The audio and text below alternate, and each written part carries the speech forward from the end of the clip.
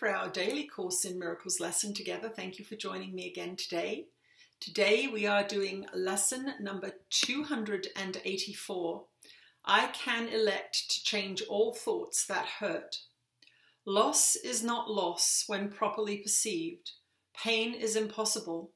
There is no grief with any cause at all, and suffering of any kind is nothing but a dream. This is the truth, at first to be but said and then repeated many times, and next to be accepted as but partly true with many reservations, then to be considered seriously more, and finally accepted as the truth. I can elect to change all thoughts that hurt, and I would go beyond these words today and past all reservations and arrive at full acceptance of the truth in them. Father, what you have given cannot hurt, so grief and pain must be impossible.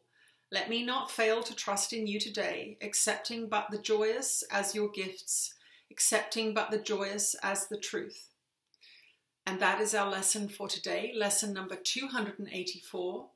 I can elect to change all thoughts that hurt. Let's see what Jesus has to say to us today.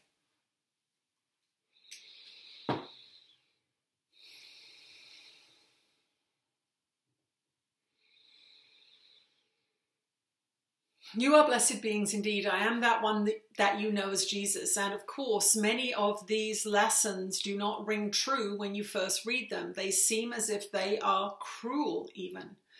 To say that grief is not true seems to belie everything that you come to understand on your planet about love. That if you lose somebody in physical form, you will feel grief, and that is a good thing, and that is a healthy thing. But if you are in full control of your reality and your thoughts and your feelings, you will be far from thoughtless and unkind and unfeeling. In fact, you will be far more compassionate and loving of your brothers and sisters. And yet you will not be tormented by things such as deep grief. We witness on your plane often that the untrained mind will turn upon itself when somebody close to you moves from physical form into the non-physical. This is a natural part of your evolutionary cycle. It is a joyous time for the spirit because it leaves behind the ego's playground and seems to be freer and more able to do whatever it wishes. In fact, from the departing spirit's point of view, there is only the opening and the closing of a door, and then there is freedom. From your point of view within the ego's playground, there is a loss. But that is only because the mind is holding such a low frequency, focusing on the physical material body as who that being is, rather than their consciousness, their mind, and the ever unchanging aspect of them that follows them from birth to death, was before they were born and still exists after their body falls away. You do not die. In fact, your consciousness merely blinks and carries on. So if you change your perspective on the body and on death, you will not grieve. You will in fact be excited for your loved one to go on to the next part of their journey.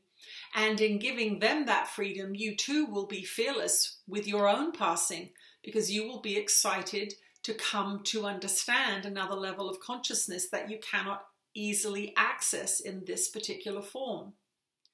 So you can see that changing your mind can relieve you of some of the greatest burdens of physical existence. Keep on this path, understanding that you will not always get these lessons.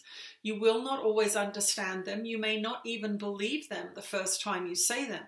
But as you continue on with your practice, you will step up that ladder to enlightenment more and more and more, and eventually you will be above the battleground where all the pain is. I am that one that you know as Jesus, and I will speak to you again tomorrow.